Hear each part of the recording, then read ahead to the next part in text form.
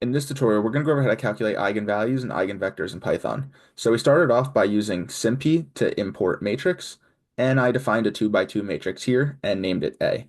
So we can come down here and start with A dot eigenvals, parentheses, and we can run that. Right away, we can just see our eigenvalues. Our first eigenvalue being 3, our second one being -1.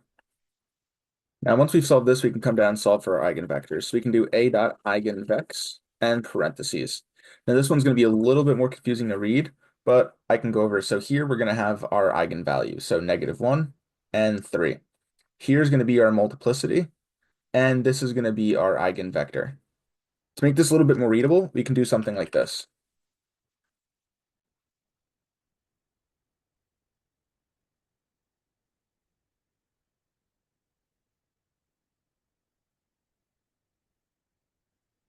Now we can see everything apart, so we can see our eigenvalue, our eigenvector, and our multiplicity.